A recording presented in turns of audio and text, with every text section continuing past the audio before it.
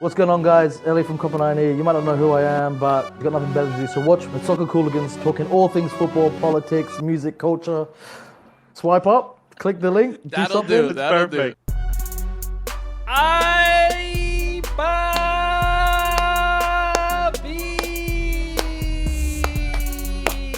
Let's go. Hey, just get it all out. Just burn out all the energy I have and have nothing. The little for the bit that's show. left.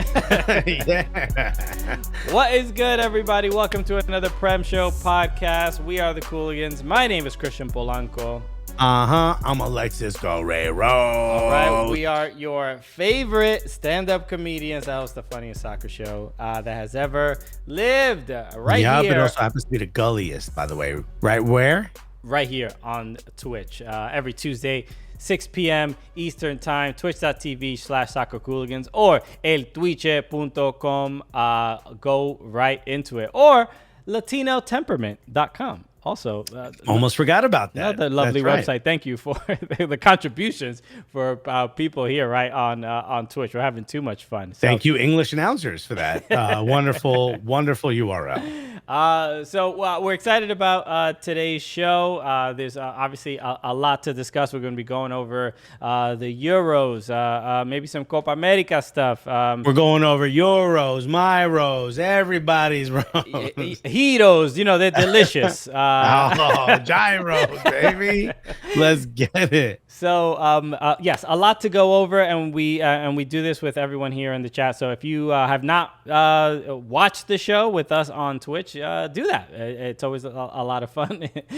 We got a bunch of gyros in the chat, so you love to see it. Love to chat with them gyros, my guy. Do we need a gyro emote now? Because it's making me hungry. Damn. So yeah, just a couple of things before we keep moving forward. Actually, can I make a quick hot take when it comes to food real quick? Oh, I mean, has anything ever stopped you before?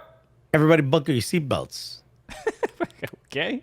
Okay? Yes, I'm ready. The doner kebab, better than a gyro. The doner kebab, and I've had a doner kebab, but I don't remember what it is. What is a doner kebab? It's essentially, it's a gyro style and a slightly thicker, squishier bread, invented in Berlin by, I believe, Turkish immigrants. Okay. Invented in Berlin. Shit. Wait. Oh, so that is just the big the meat. That's thing. they do the same thing. It's a vertical spit, but Yeah. they carve it. It's different sauces, a little bit different. It's a little bit different. This is. But some people no. view it. No, Nope, what that's the am I wrong one. We're not going to be on in 10 minutes. Why isn't it going to the right thing? The Stream Deck. The Stream Deck does it again. Tim Atchison said Doner in Berlin is amazing. I'm telling you, we got a great one here in the city. Okay. Let me see. Let me just fix. I want to get the browser thing up because I will need it. Oh, there it is. Okay. Boom. Now we got it. That's what we're looking at, right? Mm-hmm. Is that correct? That's it. Okay. Yeah, this is. Have I had this? I don't think I have. I've had this. Oh, we got to go together. Okay. So there it is. That's the hot take, Alexis. That's my hot take. Sorry. Crimson Pizza just said you put meat in any type of pocket, and I'm there. There's room for all of them in my belly. And don't check my pocket. Am I right? So the before Alexis derailed with the doner, I wanted to mention to make sure you watch the TV show on Sunday at 7 p.m. Eastern. We have Sebastian Lletget of the LA Galaxy on the show, and obviously, And he was thoroughly sexually harassed by us. Yes. Thoroughly.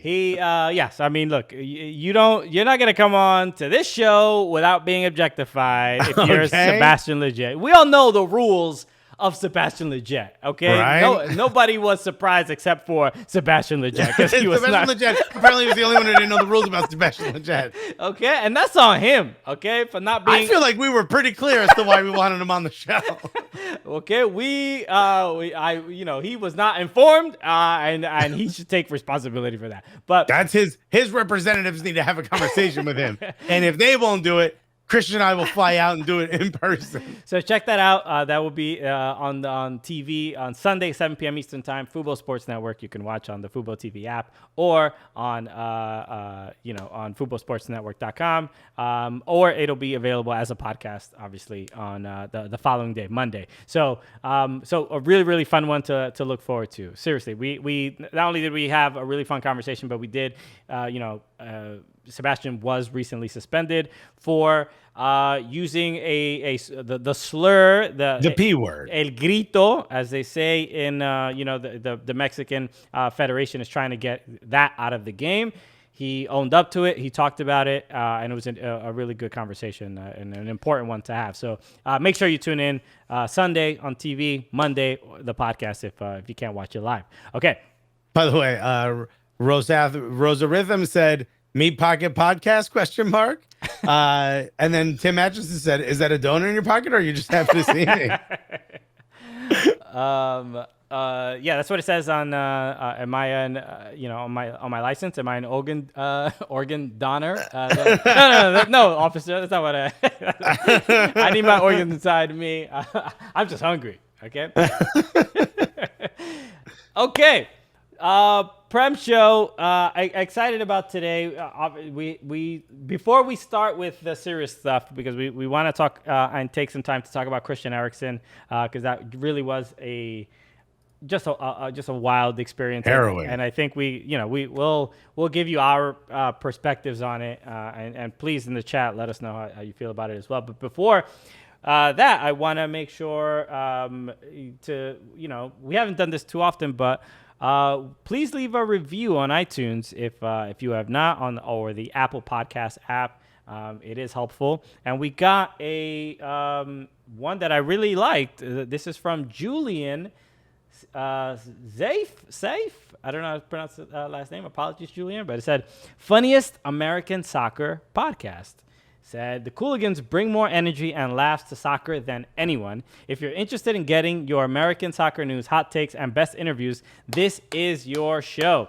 Kick it with the gulliest of them all, the Cooligans. Thank you so much, Julian. Much appreciated. That was a very, very sweet review. So sweet of him. Well, yeah, we'll feature them from time to time, the nice ones, not the mean ones, okay? Yeah, because we hit Mark for obscene and they go away. Okay, we let people at Apple know this someone's being problematic. We don't need this on our. Apparently this is offensive, because their taste in podcasts is offensive to me. Yeah, it needs to be stricken from the record.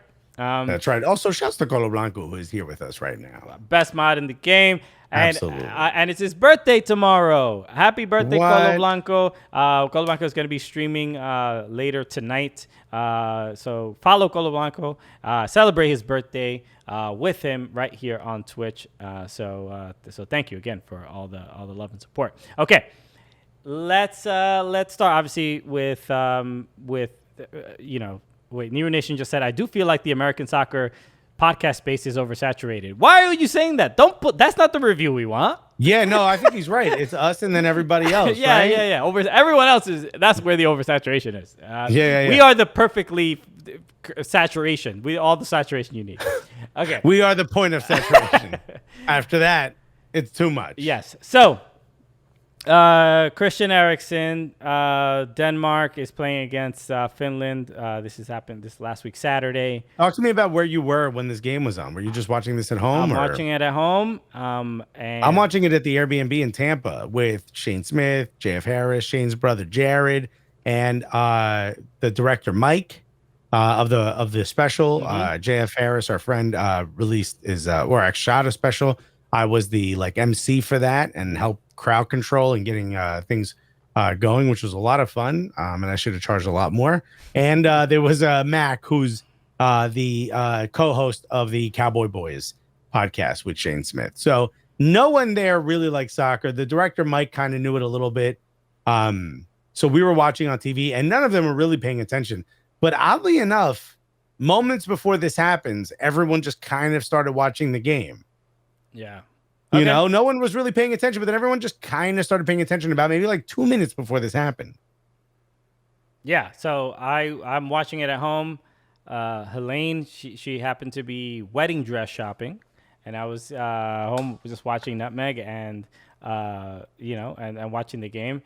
And initially, I think I had my laptop and I was looking at my laptop, and I just I saw when everybody was started surrounding Eriksen, and that because the camera I think panned away at some point, because they didn't know exactly what happened. So watching that, I saw him. I heard the announcers mentioning that he fell. That they said that he was injured, and didn't know what happened. So I figured, let me just rewind it so I could see what happened. I didn't know if I hadn't even watched enough to see if it was anything serious or not. I just rewound it, saw it, and as soon as I saw it, I'm like, bro, this dude died. That was my immediate reaction. I'm like, this dude's heart, something happened to his heart. And I didn't want to speculate, especially online.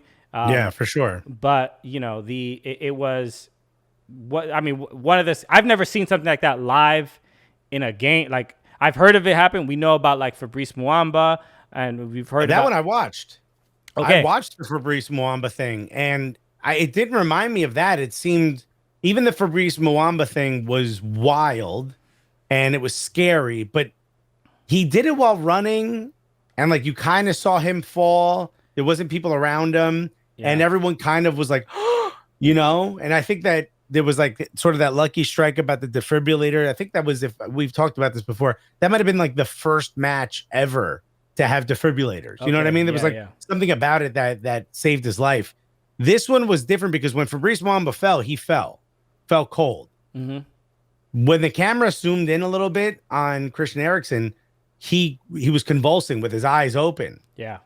And so that's why I thought maybe he had a stroke, not for some reason my brain said myocardial infarction, which is a heart attack. Yeah, but why the hell do I know that? I mean, so I immediately thought, like, I yelled out like, "Oh no, I think he's having a stroke." And I'm like, someone needs to stop him from swallowing his tongue. And then I think it was Kyer who actually stopped him. Yeah. You squeeze the jaw and you hope, because they tell you to put like a belt or a wooden spoon in their mouth. But obviously you don't have that if you're out on the soccer pitch. So they was sort of squeezing his jaw to get it to open so he could stop biting his tongue or swallowing his tongue. And, when everyone, even the other player, the other team, the official, I believe it was this official's first ever Euros match or, international competition, to everyone calling over, like all the physios. Like, I don't care what team you're on. They're like, get over here now. That's when you kind of realize, like, your suspicion might be right, that it is worse. Yeah, I mean, and I thought when the players wrapped themselves around him to cover him away and shield him from the cameras, which sucks that had to happen. I mean, we'll talk about whether we think it should have been filmed or not, but when that happened, I immediately assumed the worst had happened. Yeah, it was terrifying. I mean, a lot of people already in the chat are saying it as well. Like, it was one of the scariest things that they've ever seen. But as soon as I saw it, if people haven't, I didn't really talk about this that much when it actually happened. But about 4 years ago, my brother had a heart attack while he was playing handball, and it was my brother was he was 41 at the time, and he's fine now. But like, kind of similar. Like he didn't collapse immediately. Like, he started already not feeling well, and he made it to the hospital. But literally, when he got to the hospital, he wasn't alive. I mean, and that was like a difficult thing for my entire family to like just comprehend, that my brother, who is like fit, he's not overweight, he's a professional athlete. Yeah. So for something like this to happen was just scary. It scared me. It made me go to the doctor more often, make sure my cholesterol Cooligans was happening at the time, and you told me that, and I was like, oh my God, because if you see his brother looks like he's in perfect health. Yeah. Yeah. And have you seen me, and this guy's having a heart attack? I mean, it freaked me out, Yeah. So, and it is when I saw what happened to Eriksen, I was like, bro, this is just, I mean, there's nothing, it's not only tragic, but like all the details. I mean, obviously the stage at where this is happening, all fans are back in the stadium. His I think his girlfriend running onto the pitch, his teammate consoling her. Everything about this is just so unbelievably tragic. And then it gets, which it was Schmeichel, right? Not Schmeichel, was the guy who was not letting him swallow his tongue. The same guy. Oh, Kyer. Yeah. So all these images are just wildly like triggering because, and I had sent out a tweet about this as well, just about how like kind of triggering it was and emotional it was. And really so many people, more people than I even sort of thought, not only were they like sending just like uplifting and kind messages, but a lot of people were like, yeah, I had a friend in high school pass away, like literally, and didn't make it while we were playing, I think, hockey or something like that. Wow. And like how common this is. And it's some people are mentioning in the chat already about how if this would have happened somewhere else, it might have not turned out as well. But it's like it's from what I saw to the result right now, and today Christian Eriksen posted a message. He said, "Hello, everyone. Big thanks for your sweet, amazing greetings and messages from all around the world. It means a lot to me and my family. I'm fine under the circumstances. I still have to go through some examinations at the hospital, but I feel okay. Now I will cheer on the boys on the Denmark team in the next matches. Play for all of Denmark. Best, Christian."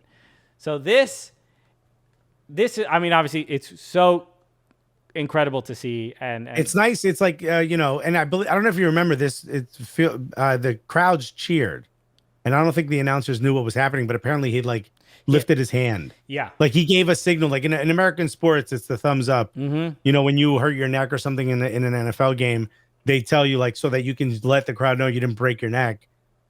Horrific that I had to say those words. Yeah, you give a thumbs up, and the crowd typically cheers. We didn't know why they were cheering, but this is like doing that for the world.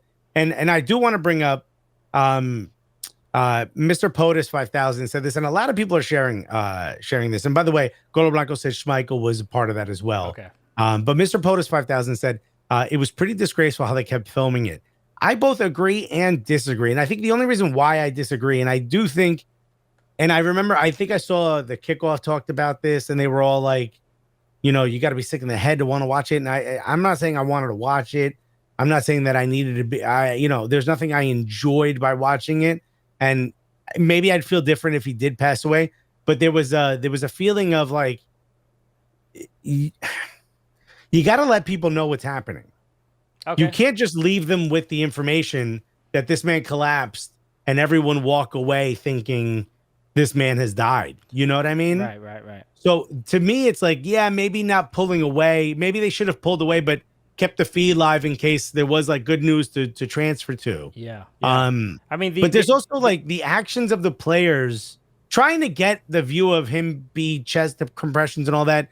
While horrific, it's the view of the players, but bonding together and the fans, Christian Eriksen back and forth. Yeah. And maybe the camera on his wife crying is not great, but to see Kyer step up and be just a great human being. Like now that we know he's alive, Christian Eriksen's going to get to see that. Christian Eriksen's going to get to see this player just really taking care of everything and probably a close friend and really being a captain. So I agree. And I do think it's in bad taste. And I don't think people should have watched it. I don't think there should have been like, get in there, enhance and all that. I don't agree with all that. But I do think, and maybe it's because the silver lining here is he didn't pass away and he's fine. Yeah. I do think that there's images that we got that kind of remind you of humanity. Well, and I agree with that. And I think it's good to be able to find some positives in that. And I also don't inherently think it was like evil to keep the cameras on. Is that because we're American? Because it seems like the English are kind of really against it. Well, so a lot of people were complaining about the particular broadcasters, whether it was Sky Sports, whether it was ESPN. it's UEFA that controls the feed. It is not these individual networks. But they can pull away to their studios. They could, but kind of like to what you're saying, nobody really in those moments, nobody really understood what was going on. So they felt they probably needed to document it and needed to keep that on live television. So I think the reason why the English have such a visceral effect or reaction to keeping cameras on a tragedy is because that horrific fire that happened where like people were like pressed up against the fence and they just kept the cameras rolling because they didn't have at that time anything else to go to. Okay. They literally had not like the idea of switch. There was no commercials. There was nothing. There was just, I don't know, but keep it on until the end of the match. And then we switched to something else. They had nothing else. So people watched as people passed away. So I get why that maybe is influencing how they feel now. You know what I mean? And I don't want to make it seem like, oh, it's okay to show bad things on TV. But I do think kids can learn from something like this. You know, an athlete at the highest level of their skill, you think they get every test run on them before everything. You know what I mean? Yeah, and that's what there were statements that came from. So, you know, now that we can appreciate that Christian Eriksen is okay, right. I think now there's like the opportunity to kind of dissect everything around it of what's going on because everyone's reacting in kind of somewhat ridiculous ways. The most ridiculous one that I've seen is this like conspiracy that that the COVID-19 vaccine is why Christian Eriksen collapsed because he got the vaccine. And it got so bad that Inter Milan, the doctor there had to say, no, he did not have COVID, and he also was never vaccinated. Right. So that's how crazy it got because this was such a big story and such a big deal. And also, I want to give some props. I don't know to who in particular. We had tweeted out from our account. I had tweeted it basically saying like, don't share this video. If you see anybody like, don't watch this, don't share it. And I have not come across the video again. I have not seen it. I saw it on television, and I've not seen it once online, which is something that makes me feel good about the future of the internet to some degree.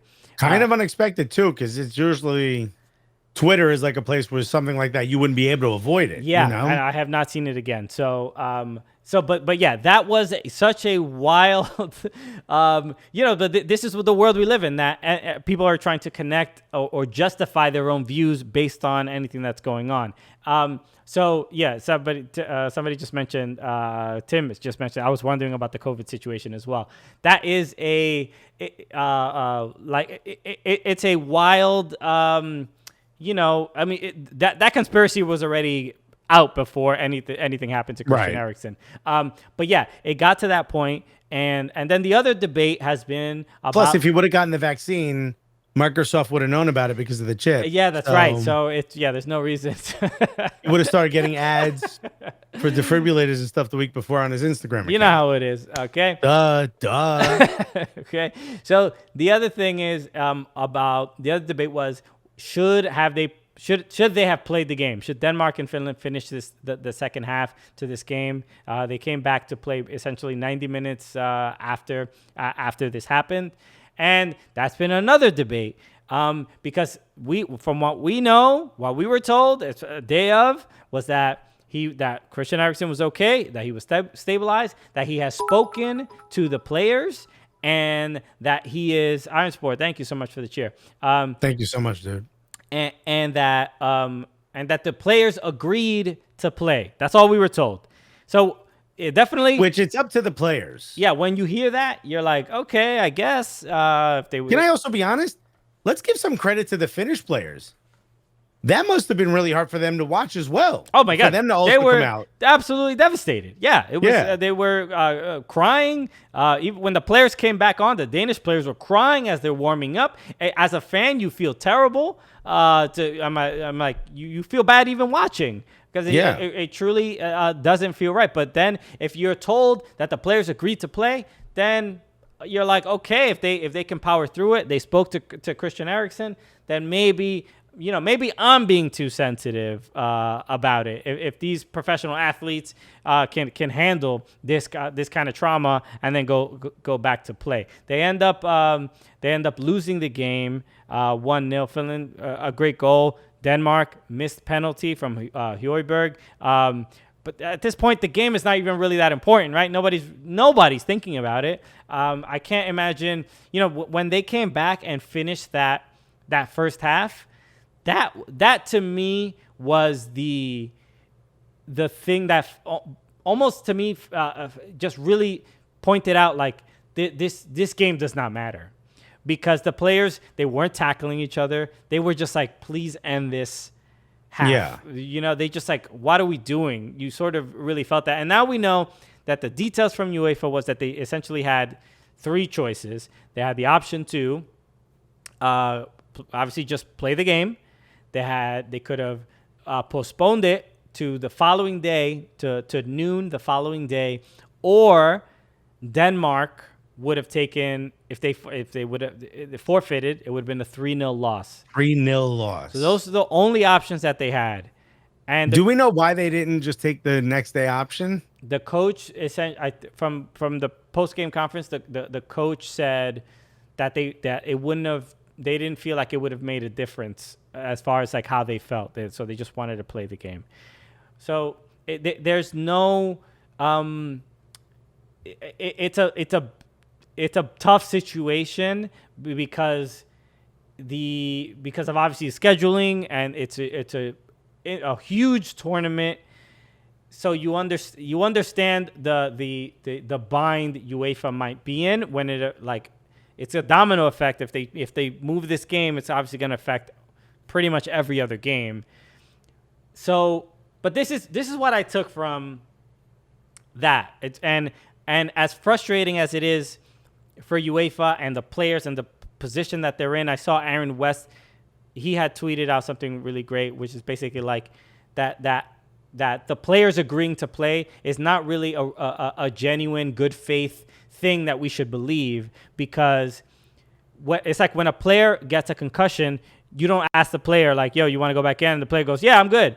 We don't put the onus on the player because we know that they're just going to go play. So why with emotional trauma, we don't kind of look at it in to that serious a degree as well? The other side of that coin is, and I think this is something that's forgotten a lot, is, for a lot of people that play professional sports, especially soccer, international soccer, like outside of the US, soccer was probably, the way through their childhood they dealt with trauma.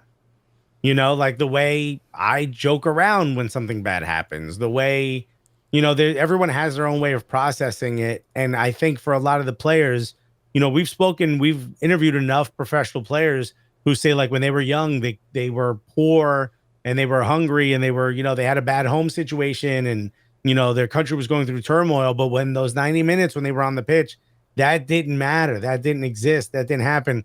And, I agree with you. I think you saw the players there was no, the game couldn't have been over fast enough. So, yeah. I just want to give a little bit of credibility to maybe 1 or 2 of the 3 players were like, this might be easier than sitting with my own thoughts. Sure. Because I got to be honest, like, even when bad stuff happens, the first thing I think about is like, what's the joke I'm going to be able to make on stage about this? You know what I mean? Yeah. And only as an adult do I realize like, oh, that's probably the way I'm processing the trauma. You know what I mean? Yeah. As opposed to I'm a bad person, because it's easier to not admit that I'm a bad person. You know what I mean? Or I'd rather do something else. Mr. Protus 5000 said, would have been worse if they played the next day, to be honest, which is. Yeah. I didn't know if there was a reason why they didn't. I agree. Look, I honestly think it's 100% subjective. Like there may be some players that were fine playing. There were probably some players that were like, maybe next day, maybe some players would have been like, forfeit. Maybe some players would have been like, let's play in 3 days. You know what I mean? But there's those were the options that they were given. We can even Tim Atchison said, if I was playing, I wouldn't be able to sleep. Yeah, I mean, how? I agree with you, Tim. How? I like what Hot Mess Express 10 said, if you want to feature that comment. Because do you think it's a situation do you think this situation brings up the fact that these players are a bit overworked this season? A bit? I mean, they haven't had a break. And look, whatever condition led to Christian Eriksen's heart attack would not have not happened or would not be there had they had 2 extra weeks off. You get what I'm saying? Yeah. Clearly there's something wrong with him, and we found out in a very rough way, but I'm glad he's alive and he can maybe take care of that. It may be the last time he plays. His heart might not be able to take it. There might be a condition in there. I don't think it's just straight up overworked unless he was like severely dehydrated. And there were some people were saying like he was drinking a lot of energy drinks, the past few weeks to try to like get his energy up for games and stuff. So there might be something else under it. It might not be like a genetic thing or something like that. But these players haven't had much of a break, and we're seeing injuries across the board. We're seeing like these players are stretched to the max. I mean, not all this stuff should be happening this year. Yeah, that is its own debate. For some, it's interesting because some players, one player might feel overworked, and then another player who's not a star player, who's not playing in international tournaments, probably would love to play more games and be more involved and sure, and things like that. So are we asking a lot of players? Of course. Do these players get routinely tested regularly, test their heart, test, the Inter Milan?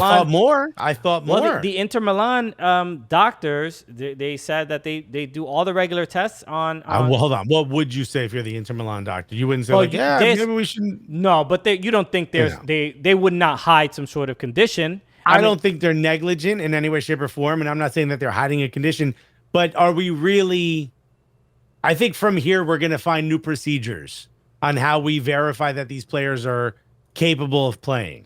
It's not, I think, that sports bra looking thing that they wear, maybe there should be a heart monitor in that. If you're monitoring their sweat and you're monitoring where they're running, maybe there should be a heart monitor in there just in case someone's heart gets to a point that's dangerous limits. We can pull them out of a match and make sure that we can find out what's wrong with them before the heart attack, as opposed to in light of.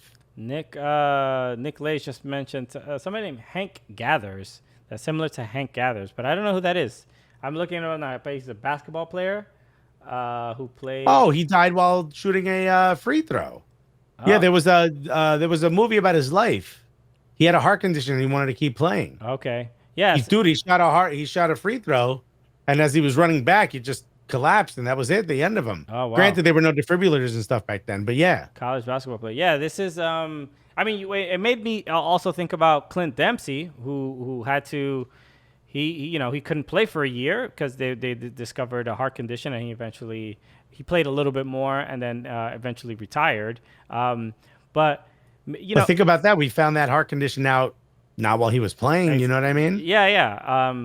So the fact that there is credit to just modern science and obviously that we have to all the medical staff that were obviously there with Christian Eriksen it's the reason he is still alive. Like those moments are so crucial, and dude, he was 29 years old.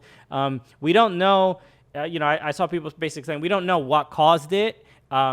But I'm sure they're going to find an underlying issue. This doesn't seem like something that came from exacerbation of their physical capabilities or something. Look, I'm going to assume that with something this serious, I can't, especially if they don't know exactly what caused it.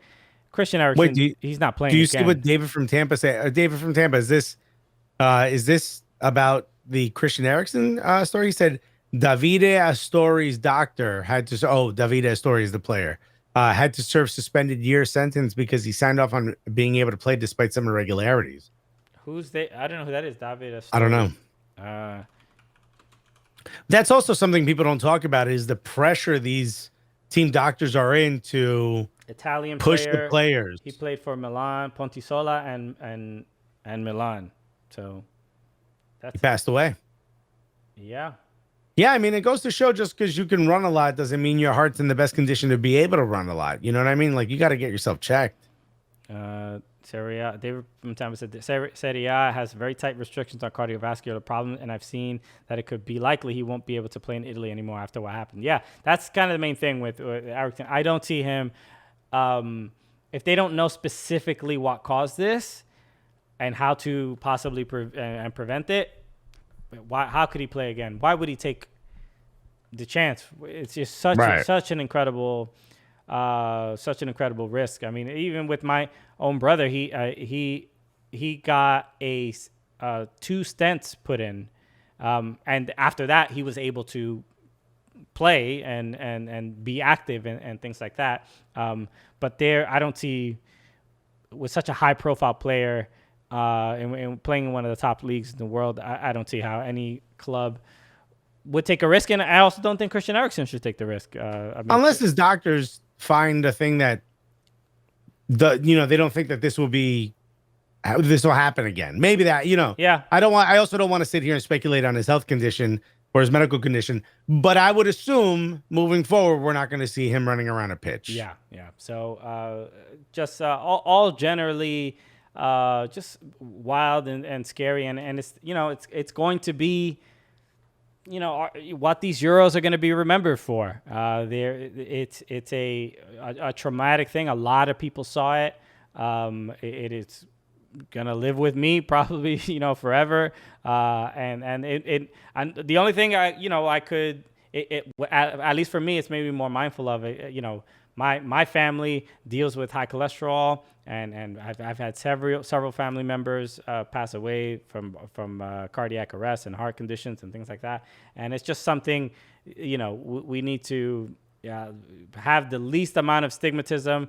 Go to the doctor, check all that shit out. So don't play with that stuff, because people can be gone way too soon over something that is 100% preventable. If you're just like a little bit responsible with that stuff. Dude, I go to the doctor for high blood pressure. It runs in my family. What am I going to do? Even if I was Christian's weight, I'd have that issue. So sometimes you can't fight genetics, guys. Go out there and get yourself checked. Stop thinking you're a goddamn superhero. You know what I mean? It doesn't matter what condition you're in. Pepe Lucha just said the protocols for FIFA and NFL and all these big sports are a joke. For years, the medical staff had to go based off the player's judgment. If the player gives a thumbs up, then they were good to go on. Doesn't mean the medical staff is bad. It's just the protocols of the sport. I mean, we're talking about doctors that were here smoking cigarette in the patient's face, and you think that concussion ain't bothering you, and he's like, "Who are you?" And he's like, "See, he's asking already smart questions." Okay, he's observing. Yeah. Nero Nation said Antonio Puerta died on the pitch for Sevilla, and I believe Nero Nation brought it up before as well. Yeah, I mean, people watch that, and that's horrific. What do you say? I don't even know. Like, if I was an announcer during that, I'd be like, dude, cut my mic. Yeah. I don't have anything. I have no way. And shouts to who was calling that game? It wasn't Ian Dark. What was the guy's name? At least in America. I mean, he was very, poetically emotional and insightful. And I thought didn't try to make too much of the moment for themselves, and I thought offered a very calming voice. Yeah, I don't know who was on the broadcast for ESPN. Let us know because I forgot who it was.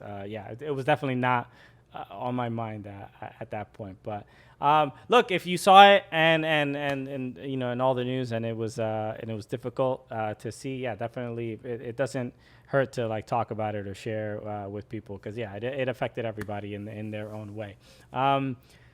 Okay, so let's move on with Derek Ray. Derek Ray was on the call. That's right. He was great. Okay, let's talk about some other stuff with the Euros. Just a couple of the results since it began.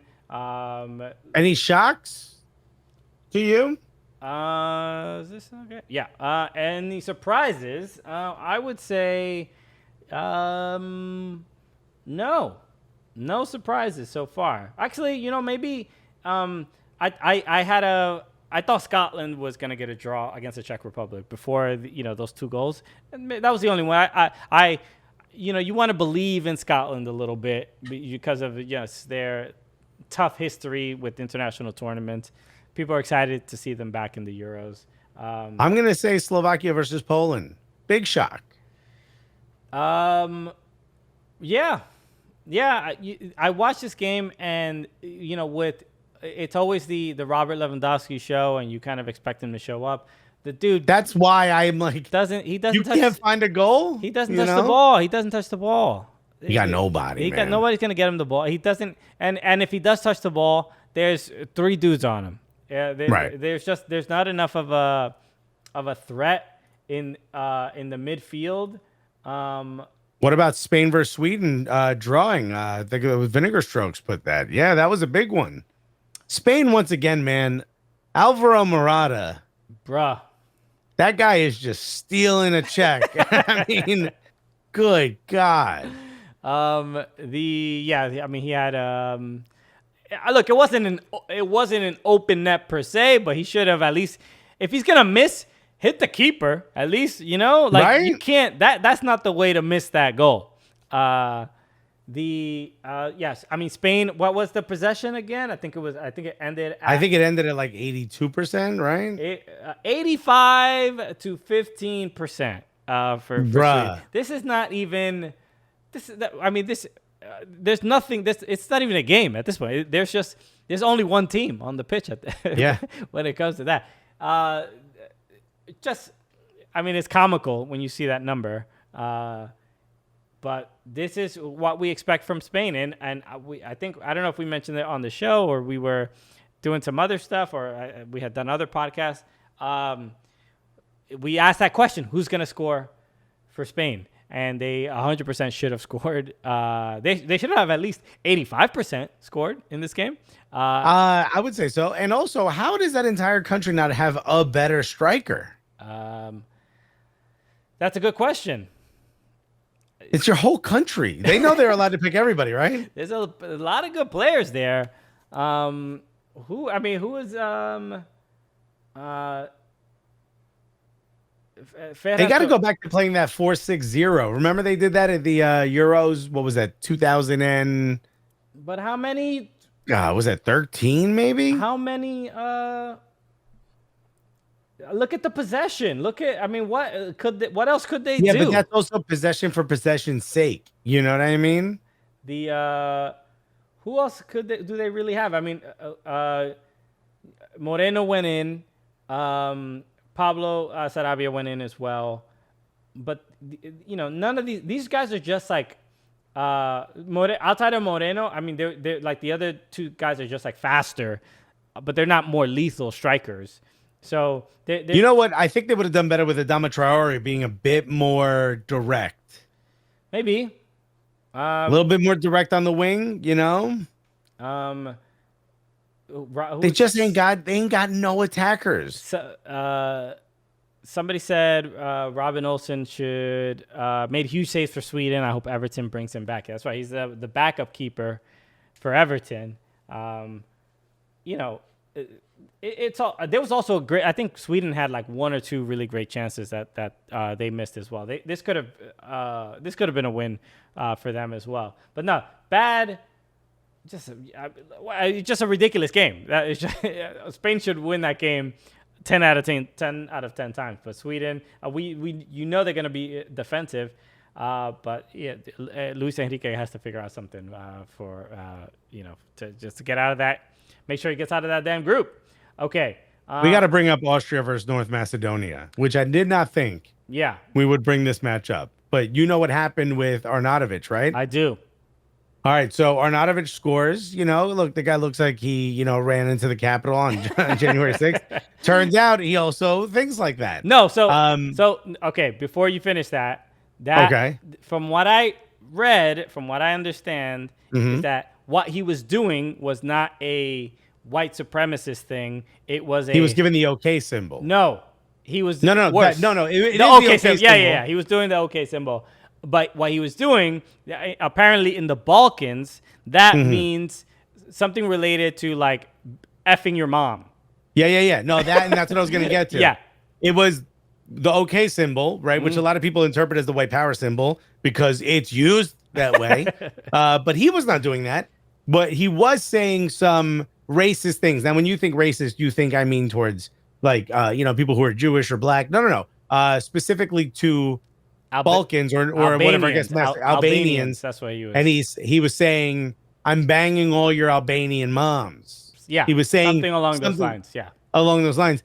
But David Alaba ran over, and in the oddest, I didn't know why. I'm like, why is he doing this?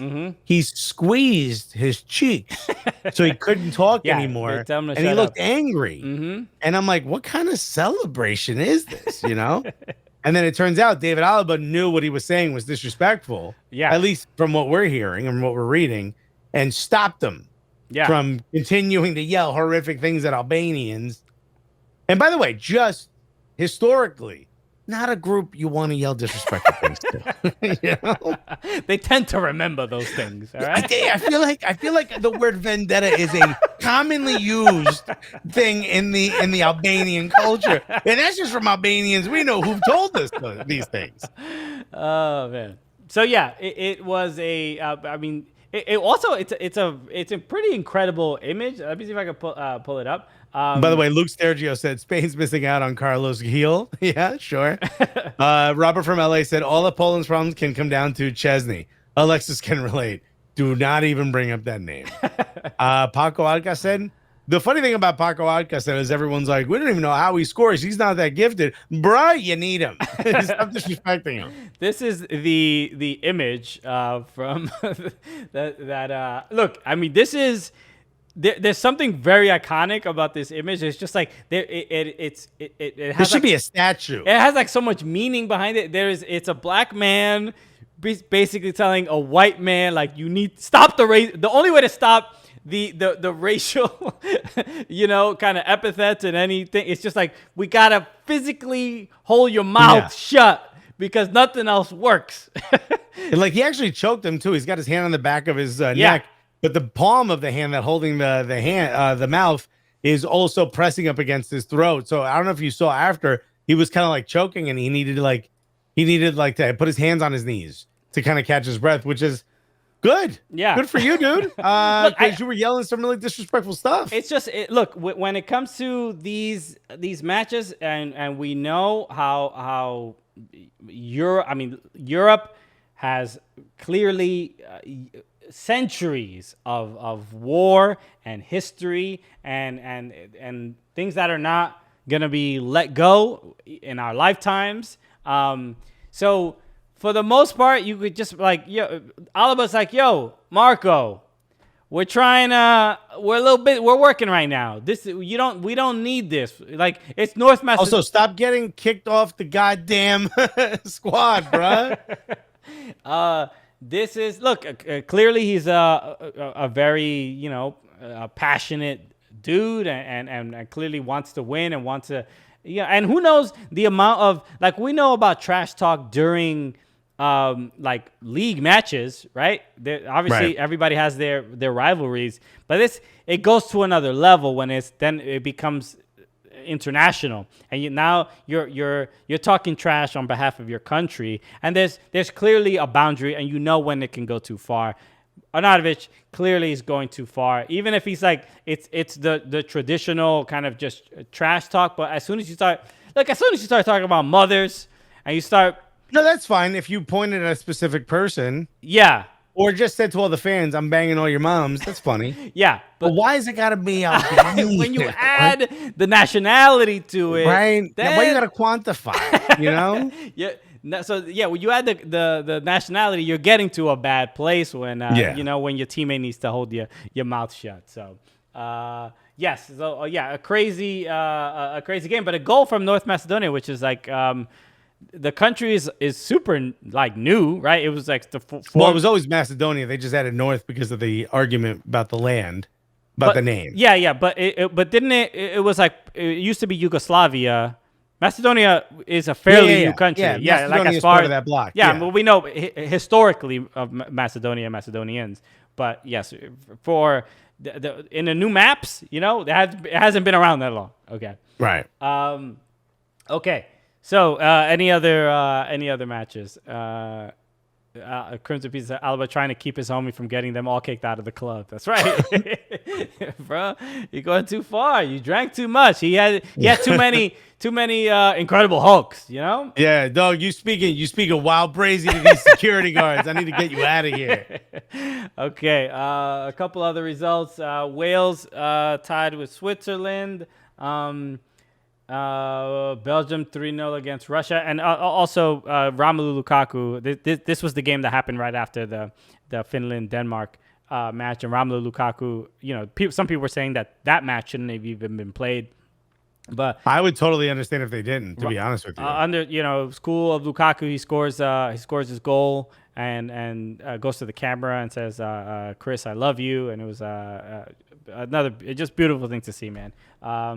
Okay, what else? Let's go to the next couple games. And then today, Hungary loses 3-0 to Portugal. They were doing fine for the most part, and then the last 10 minutes of the game absolutely collapsed.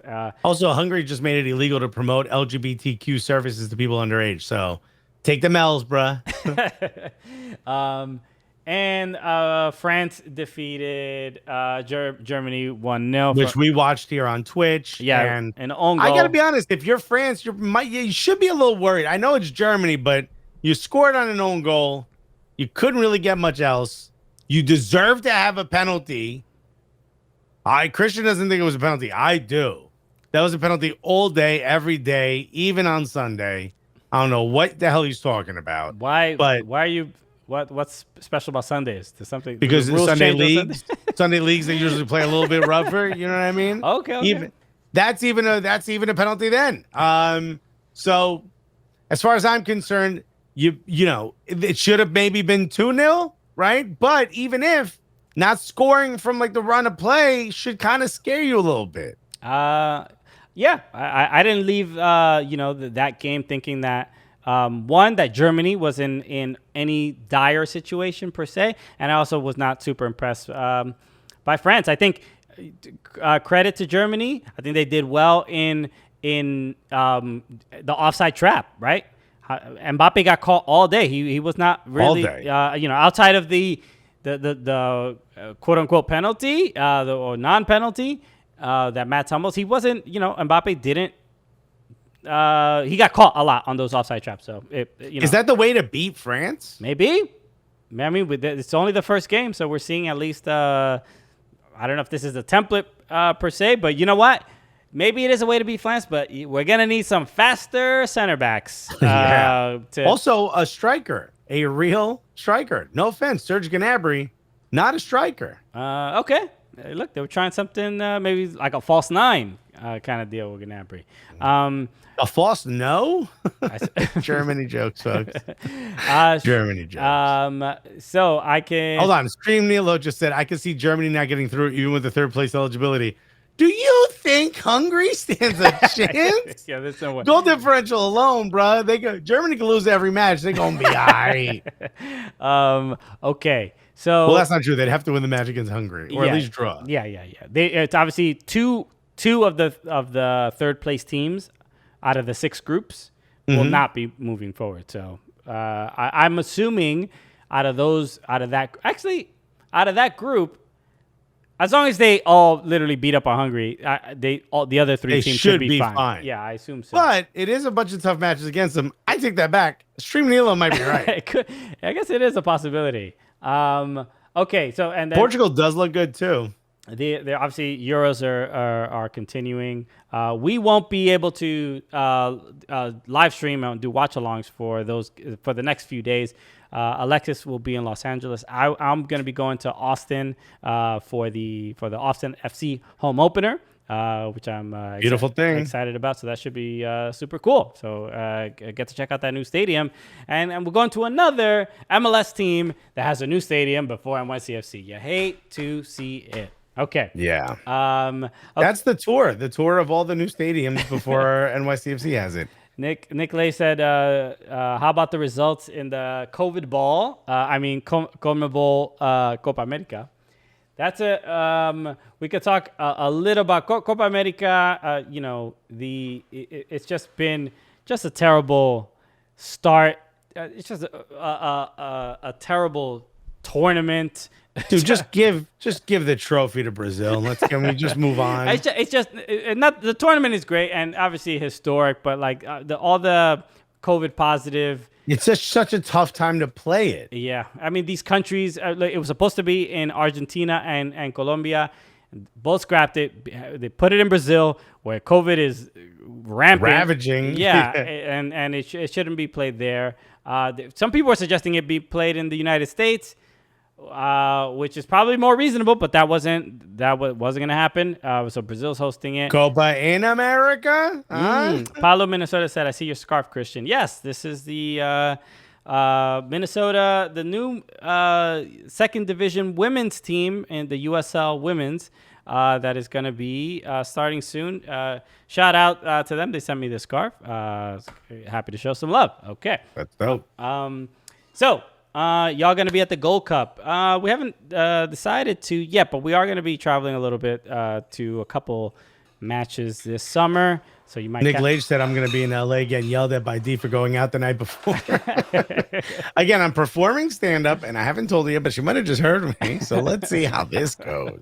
Okay, wait. I should get the results. The Copa America has they're doing, it's like two groups, right? They're doing, it's Group A and Group B. Brazil's at the top of Group A. Paraguay is at the top of Group B. Well, it's a north and south grouping. Okay. So the top 4 teams from each group go on to the knockout stages. So the early games, I mean, look, Colombia won, Brazil won. It's looking, they just had the World Cup qualifiers that they've been playing, so it's just pretty much looking exactly the same. Olivia's only going to win if they're home. Yada yada yada. So essentially, also the World Cup qualifiers for CONMEBOL exclusively on Fubo TV.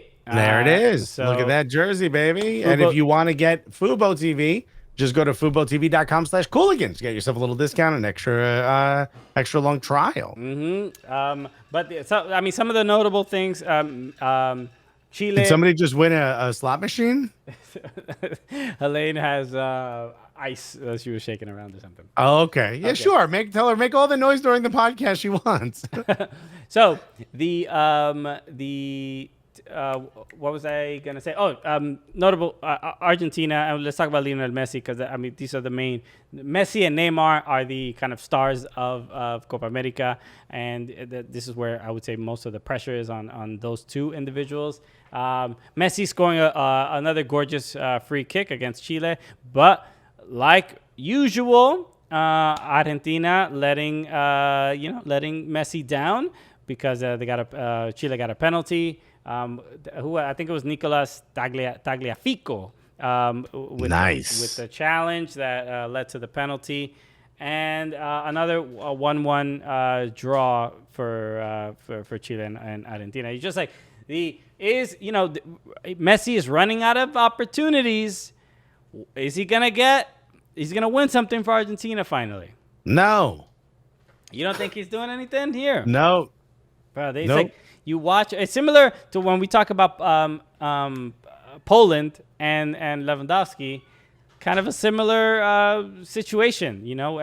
People in South America, they know how to handle Messi.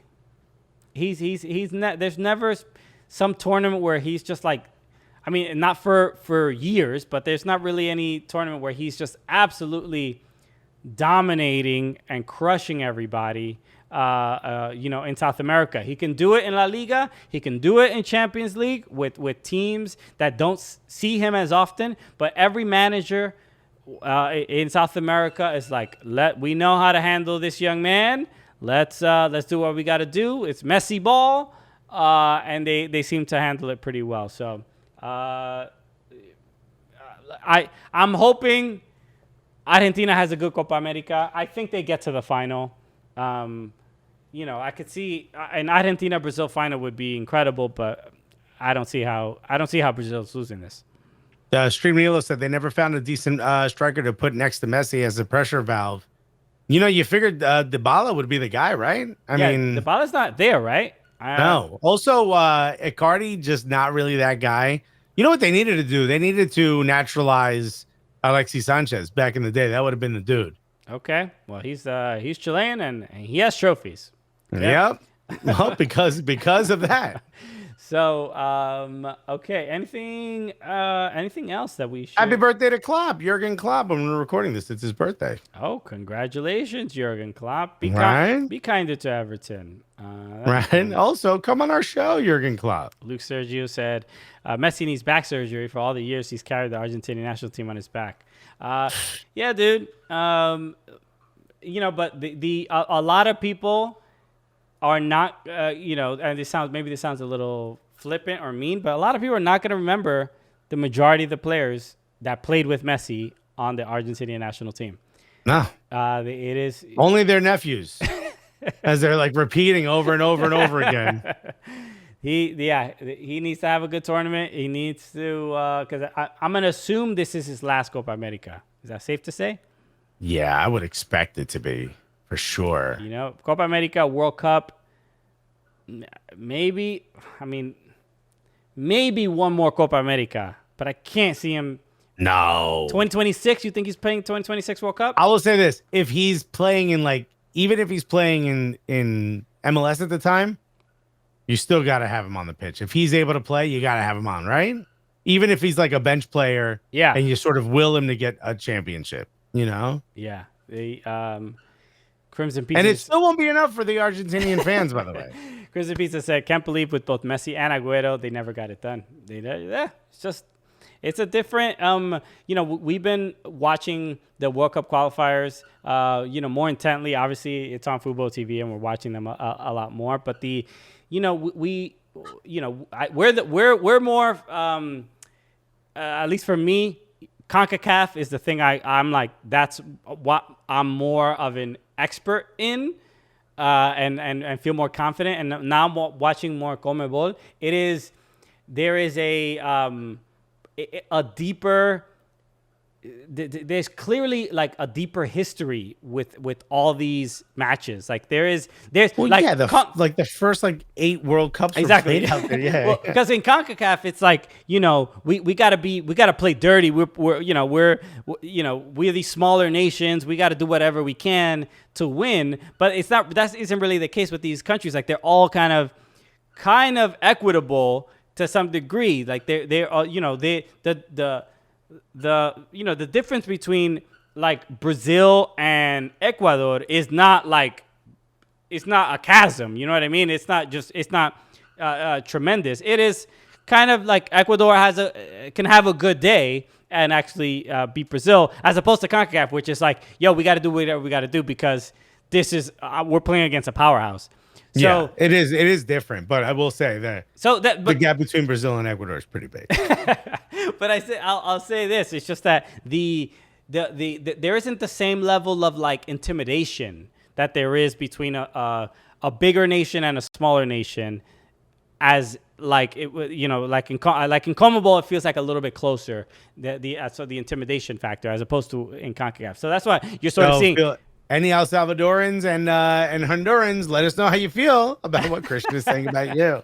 No, but that's what I mean. I think and those El Salvador and Honduras are not like, they're not really intimidated by the United States, let's say, but they might be more intimidated by like Mexico. Maybe, but yeah, I can see that.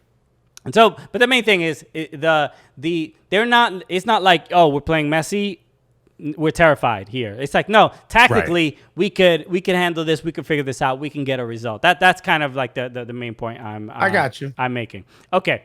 Obviously the Copa America, I feel bad for Venezuela because they had 6 or 7 players that had tested positive for COVID, including Joseph Martinez of Atlanta United. Ridiculous. It is. You see that, you're also like, bro, they were doing vaccines at Mercedes-Benz. What's going on? I think he got his vaccine, and he still tested positive. Yeah, which can happen. Which is possible, but that was my first feeling. I'm like, all right, it seems like an unnecessary risk to take, but whatever. He was vaccinated. Okay, cool. We sorted that out. All right. So, But that's what the vaccine is for, is to fight it once you get it. exactly. And hopefully stop the spread. Although I guess in locker rooms, it doesn't work. And in Brazil, Yeah. a lot of people.